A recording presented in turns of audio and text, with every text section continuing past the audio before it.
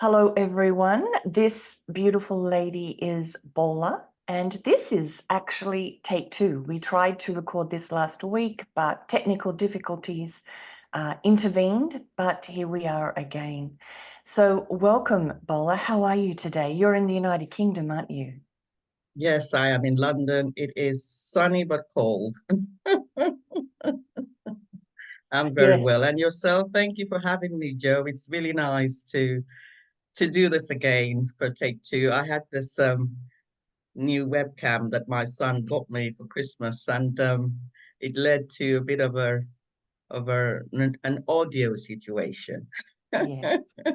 Well, I'm So very thanks for well. having me. I'm very up for this again, very interested in seeing how what we can share for the people that are watching. And one of the things that you mentioned last time, which I think is very interesting and very um, unique to your situation and what got you onto your journey, was that you stuttered as a child.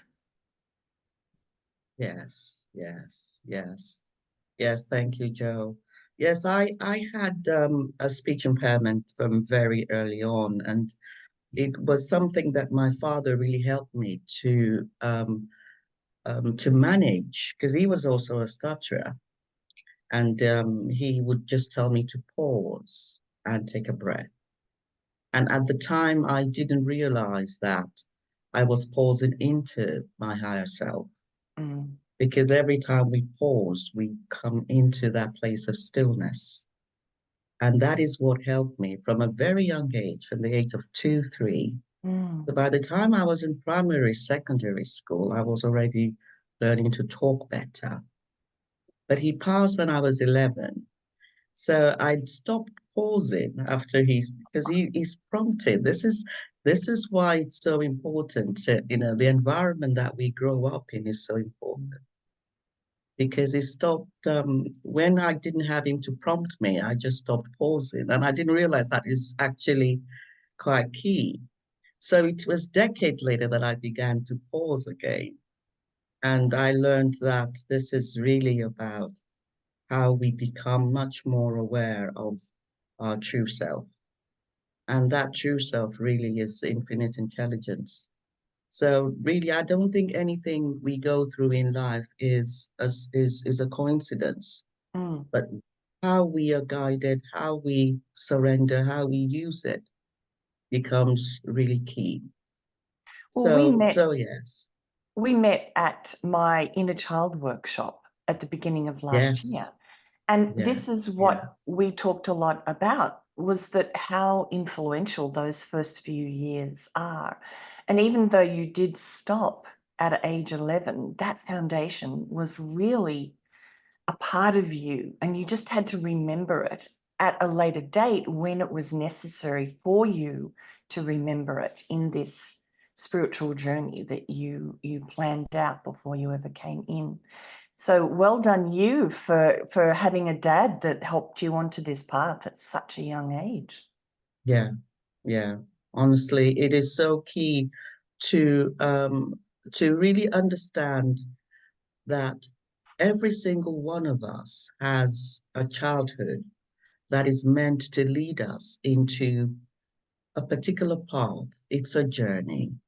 And I didn't really understand that journey until much later on. But looking back, introspection, reflection, contemplation, Mm. I realized that every single step of the way was not a coincidence. No experience is wasted. Nothing is wasted. Yeah, I just did a video yesterday or the day before about the life review, and that it's important to sit down and really look at that trajectory through life. What did you do? What didn't you do? What did you Mm, create?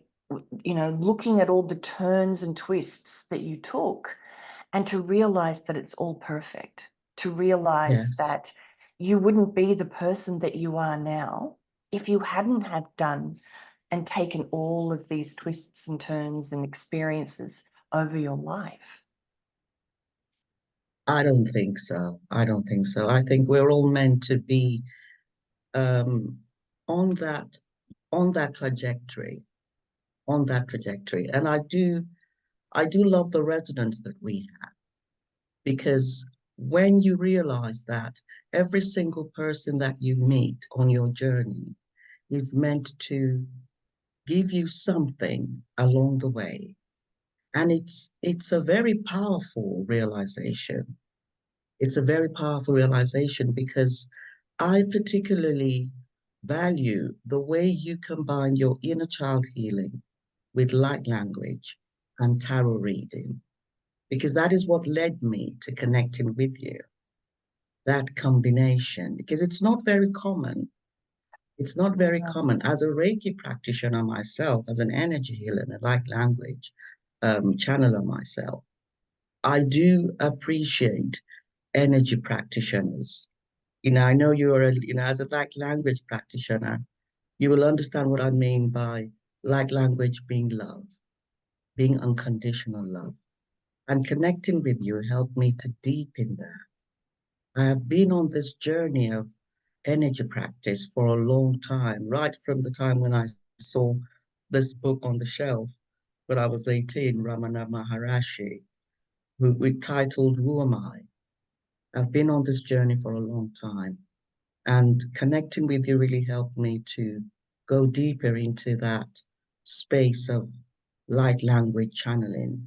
And I've been on a number of courses after connecting with you. And now I do my light language channeling as well. I understand that. When I first left home, so when I left the home environment to go away to college, that was the first time I asked, who am I? And that really was, in a way, the beginning of my spiritual journey, because that moment of self-reflection, like when you found that book, Who Am I? When you begin to ask, who am I? It does send you off on a specific path. And I think that many people stay in the autopilot. Many people never question or ask these deeper questions.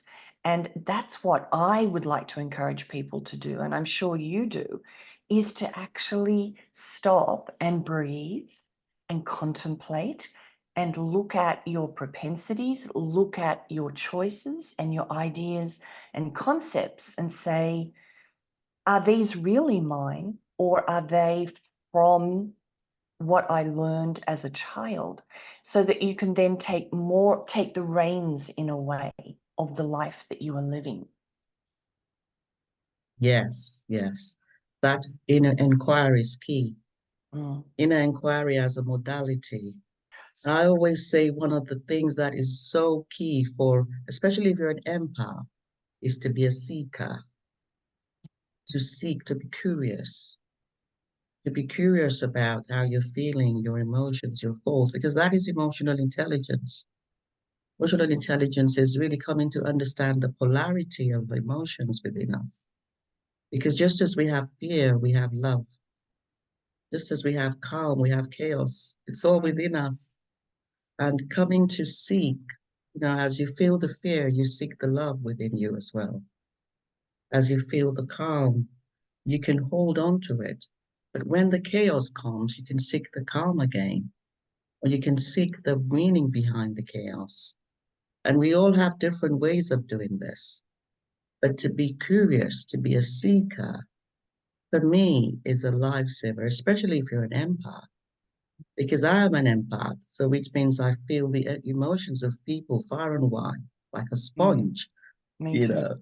And just standing next to somebody in the superstore, and I just feel down or low, and I'm healing them. This is it. This is what happens when we are empaths. We're actually sensing these emotions, and we're helping others to heal. But we can come to do this healing as empowered beings as opposed to victims. Because this is the big difference. You can either work with your emotions as a victim or as an empowered being. And Well, sometimes we I forget we're empowered beings. yeah, and I have a different sort of take on the term empath. Um, I sort of feel that it's like two tuning forks.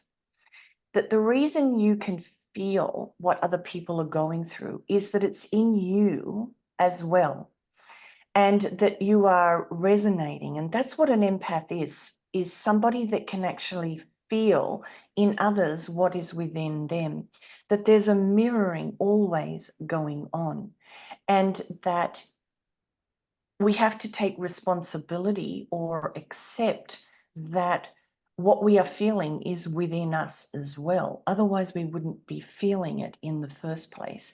There's a resonance going on between the people or a community that you can feel, because when you are triggered to feel it, or when you feel it and you begin to feel it and process it, that energy, that healing, as you say, goes back into that person or goes back into that community. So it isn't that you are just feeling other people's feelings. It is that you are feeling them because they're some way inside of you at the same time. And there's a dual purpose, a healing for you and a healing for the other that you are feeling. I agree. I agree. So you're also have a degree in psychology, isn't it? So you are traditionally trained. How do you said last time that you actually utilize all of this in your healing practice as a Reiki practitioner. But what did you learn through the psychology degree that you have taken and applied where you are in your spiritual life? Yes, yes.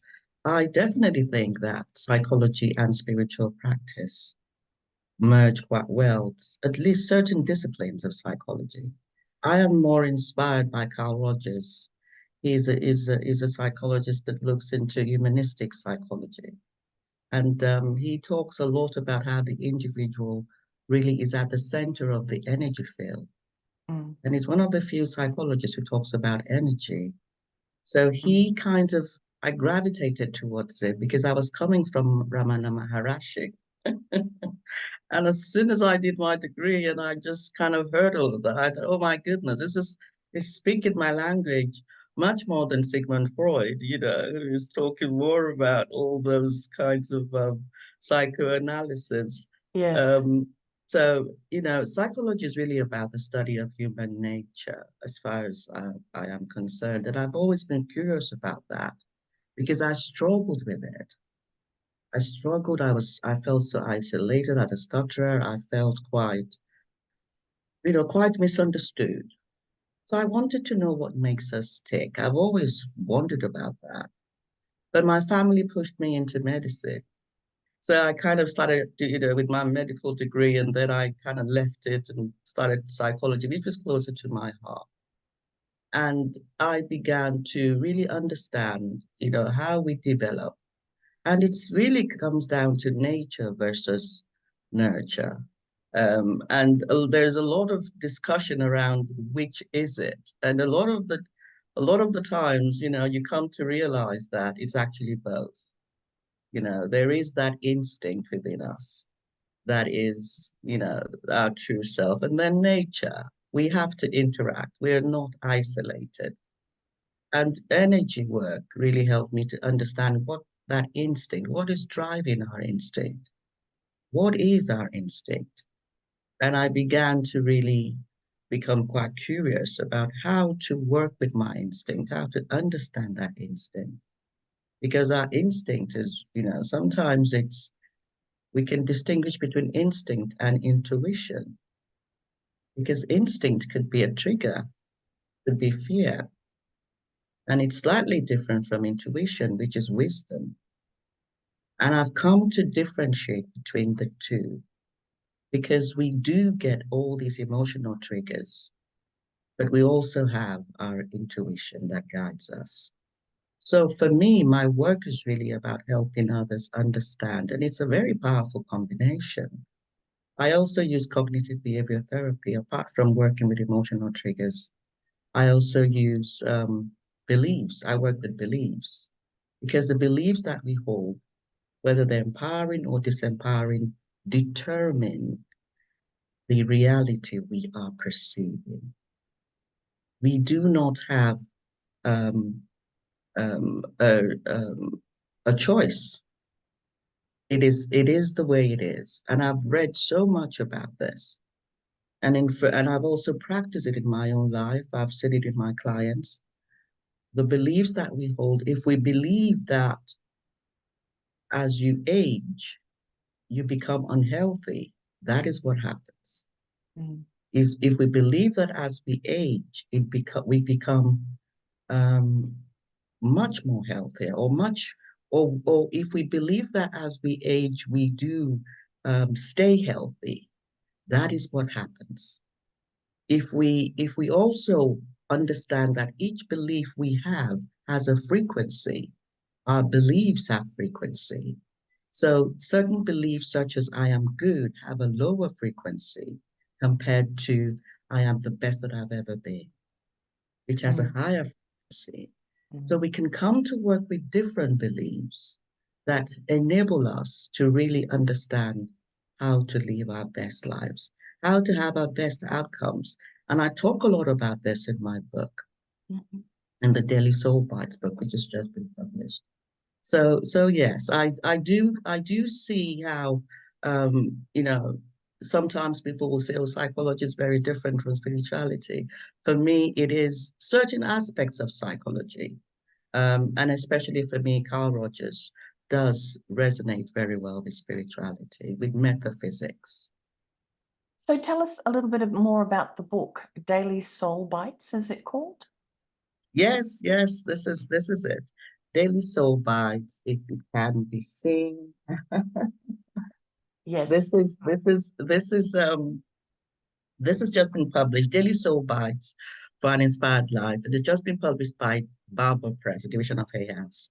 And it contains 31 nuggets of inspiration and insights that contain empowering perspectives and disempowering perspectives.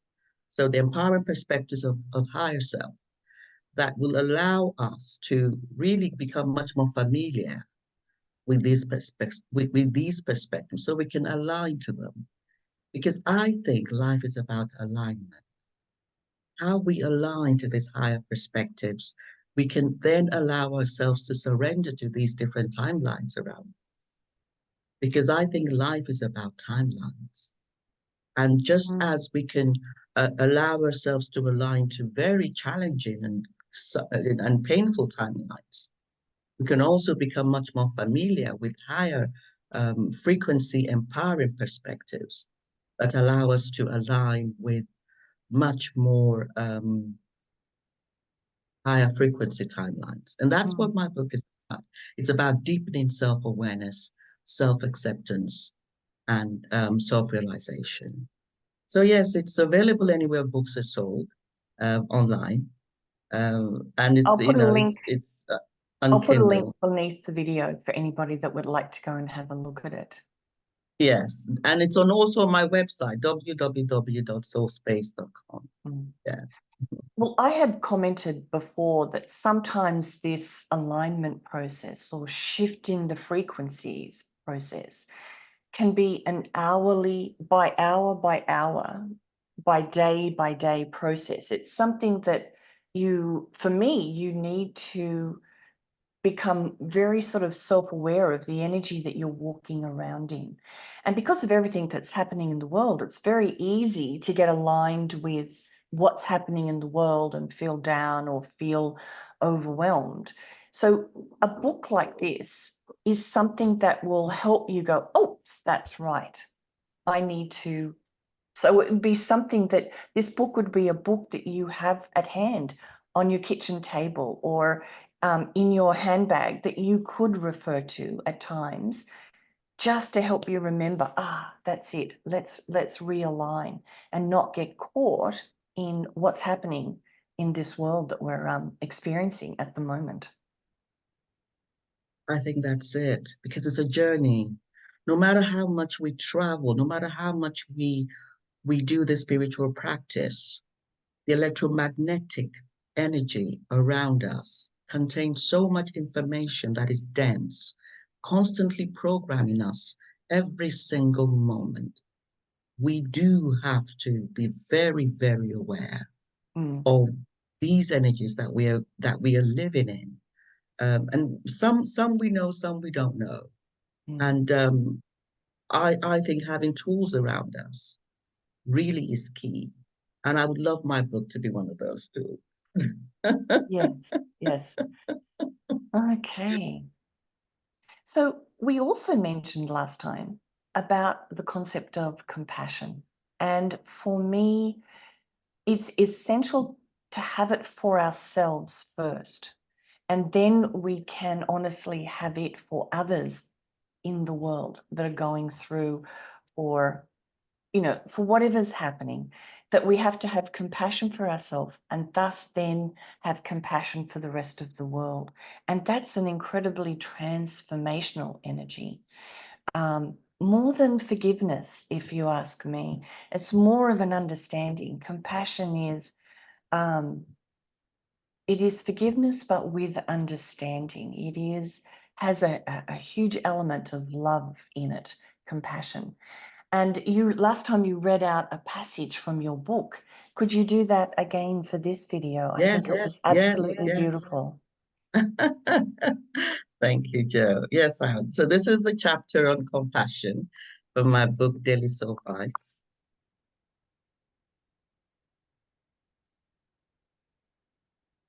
The act of softening to give ourselves compassion must be learned.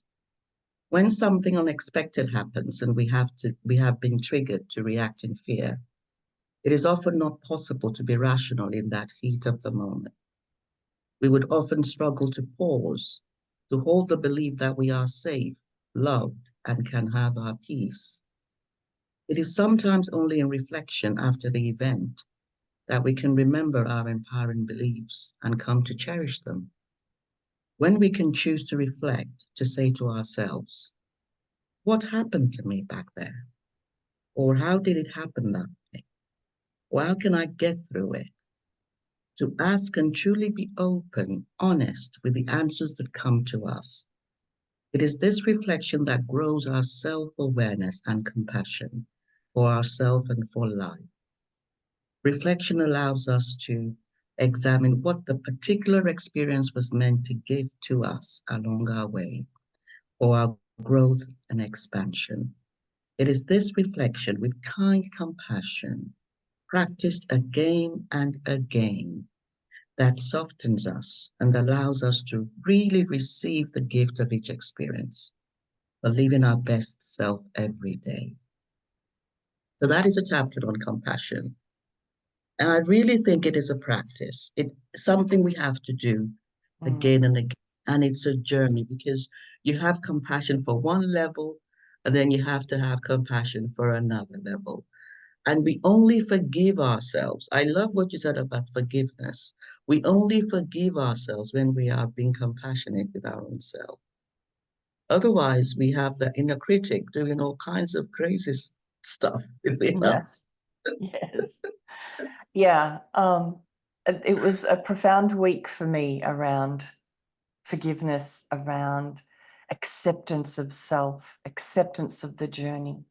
Um, I think it's so important to where we're going, because in a way, it is the program, it is the energies that we've been surrounded by for so long, lifetime after lifetime. This is now changing and coming to an end. But in order for us to then fully align with that new frequency, we have to come to peace with everything, find compassion for how we've succeeded or how we haven't succeeded in our ideas and ideals as we've gone through this life.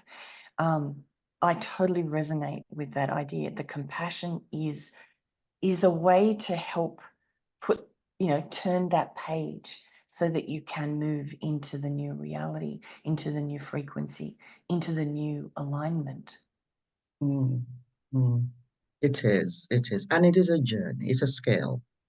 It is because honestly, Joe, if you are working with compassion, honestly, I don't know what the rest of us are meant to be doing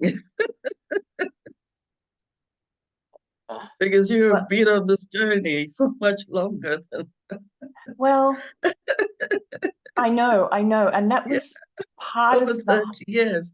I know your story. So, and it's what's pulled me to you because there's a there's this honesty that we have to have in our own self, and I love your honesty. Um, no one is, I think we will all be working with compassion till we pass, we will all be working with forgiveness because we're talking about lifetimes. mm, Forgiveness of our own self in this lifetime, forgiveness of our own lifetimes, forgiveness of our ancestral lifetimes. It is because I'm also an Akashic record reader. So I go into the Akashic records and I help my clients to do all this ancestral alchemy.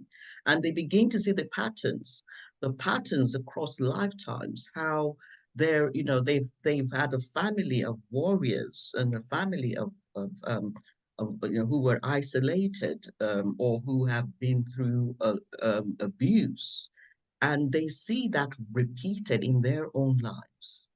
And there is something that one has to do to clear it.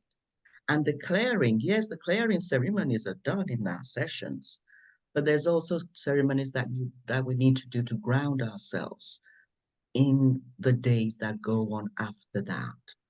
And this is something that I've come to realize that as energy beings, everything is within us. Everything is within us. This is why alignment is so key. Making a decision to align to light, align to love, no matter what, no matter what. Even as we explore shadow, we're mm, aligning to light. Yes, I am doing this counseling, I'm doing this therapy, but I am doing this to align to light. Otherwise, we're in therapy for years. We could be exploring shadow for years mm, and not actually aligned to light and be emotionally free, because emotional freedom, which is my real mastery, which is what I have really come to hone in on, is that capacity to express the range of emotions we have in a healthy way without shame, fear, or regret, for our best outcomes, for the highest good. We will not be free, but we will keep on exploring this.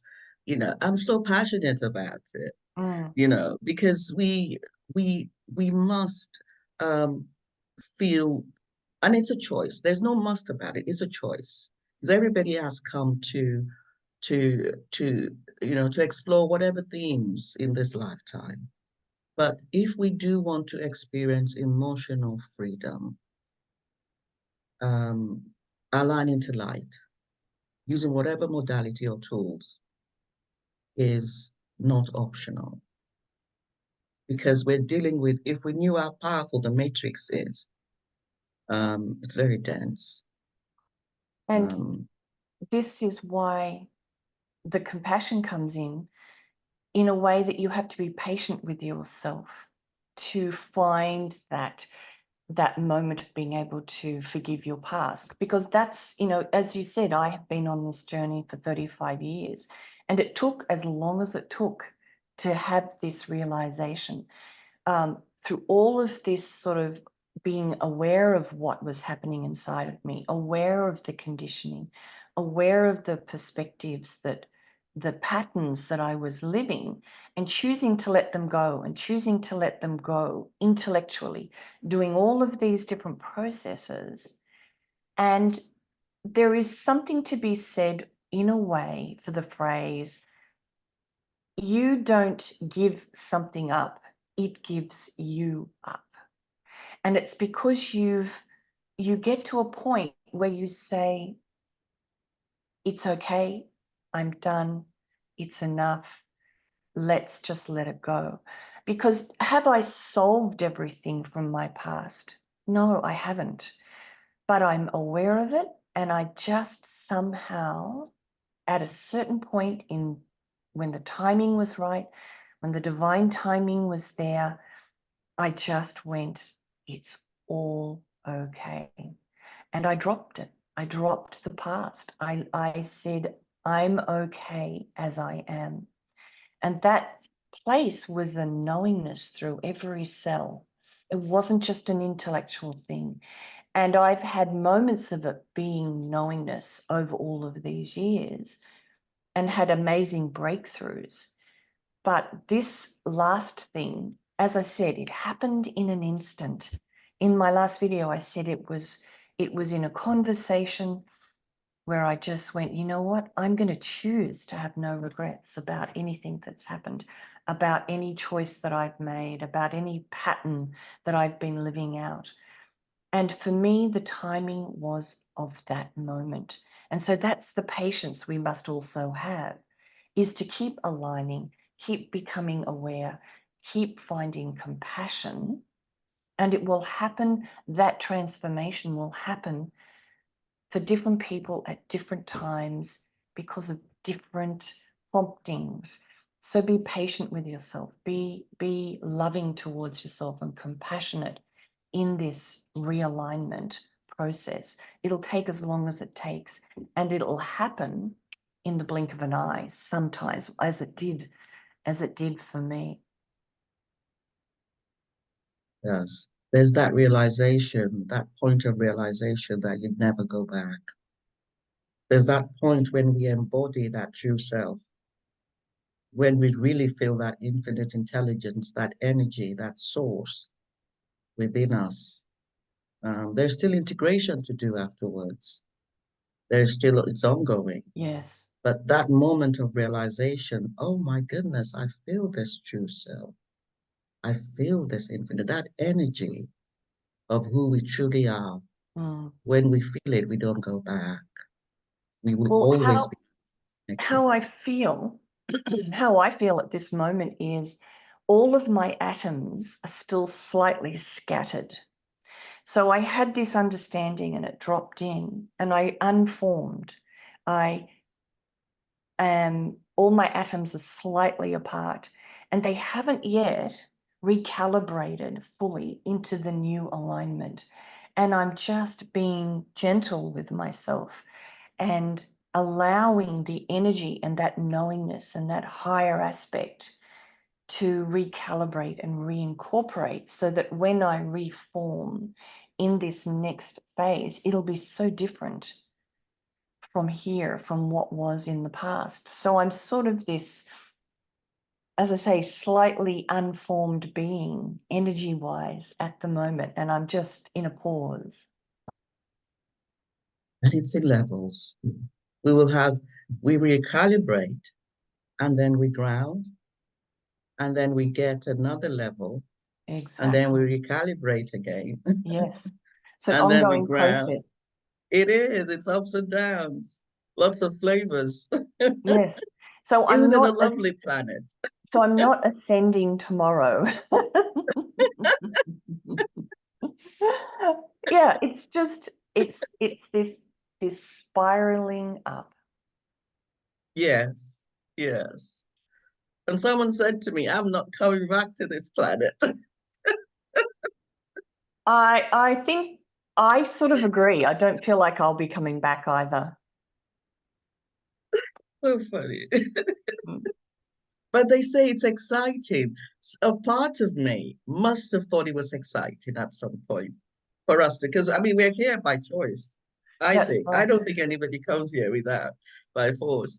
So I always say that there must be a part of me that must have wanted to come. Uh, it's a silent part now. Yes.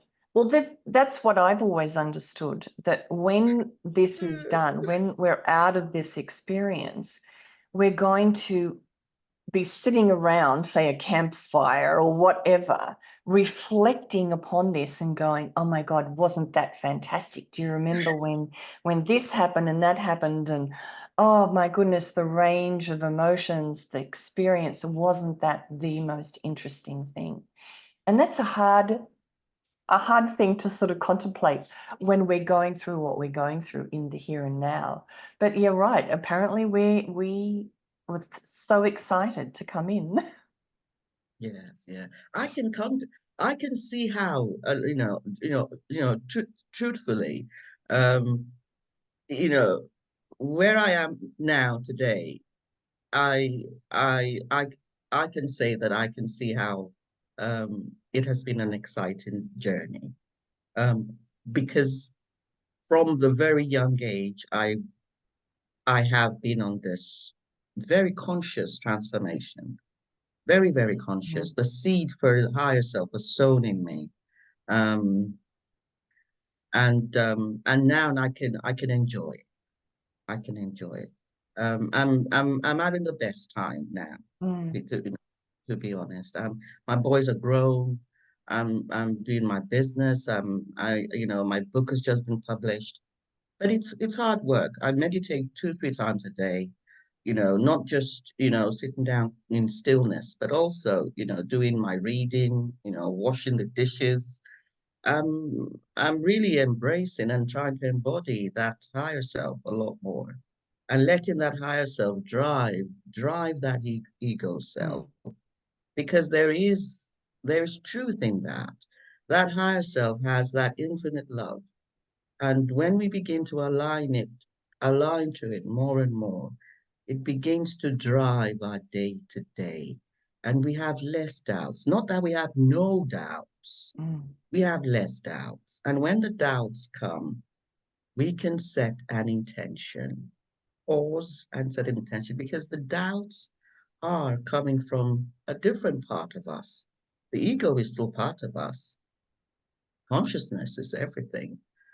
So we can set an intention to see that part and hold it in love, using the tools, taking our time, daily practice. It does pay off. It does mm, pay. A time comes when it's easier to live day to day. Not that there is no stress. I still have to do with my car. I still have to do with my contractors. I still have to do with my gardener. Turned up late yesterday. So there are so many things still going on. But we will do it in a healthy way and mm. we'll be okay with it. And we will find that people trust us more. We are surrounded more by those who we like. There's still wars going on around us. But if it's not linked to us directly, there's no need to dwell on it. It's important for us to understand how to manage the news and all those things around us so that we can have more peace, if it's what we want. Yeah. Yeah. So, what do you see coming for 2024 for you or for the world? Oh, it's my book. Ah, this is this is what I'm going to be doing in 2024. I've got my YouTube show. So I've got the Daily Soul Bite show, which I'm interviewing expert authors and coaches and entrepreneurs from all over the world to share their insights for expansion of collective consciousness. So I'm enjoying that. And I'm looking forward to having you on the show, Joe. mm, So that will be nice. So yes, this is season 2 of my podcast. Um, and there is another book that I'm planning to write. And this will be capturing my experiences as a parent of a child with special needs. My 27-year-old son has autism, and he's someone who has now transformed his life, with support and love. And is now a trainee sous chef. So some of those things I will be capturing in a book, mhm. because that was a journey. That was a journey. As if I didn't have enough. I had to kind of add that to my plate. And he really encouraged me to not stop. Because I think when we have things going easy, sometimes we relax. But when we have things going tough, we sit up. And he kept me on my toes. So I can say that he was a gift, a blessing to me. Um, he brought me back to love with my eyes wide open because I realized that nothing else would transform the challenging behaviors that he had. I had to meet him from a place of love. mm, Um, and I had to find that love within myself and define that love. Because as you know, Joe, I had a childhood where I did suffer childhood sexual abuse. So I had to learn to define love in a different way mm. as an adult. Yes. So there, tribulations and challenges and all of that. No one has a life that is free of challenges and I don't think anyone comes into this life. I think Earth is designed that way. This Earth is designed to have all these challenges, and we are called to remember who we truly are. Mm, And so, but that's for my second book. My third book, I had a book before this. My third book will be about that. mm. So that's 2024 for me. Okay. All right, then. Thank you so much for coming on and having this little chat. I'll put all of your links underneath in the description. And I look forward to chatting with you on your channel in the next couple of weeks.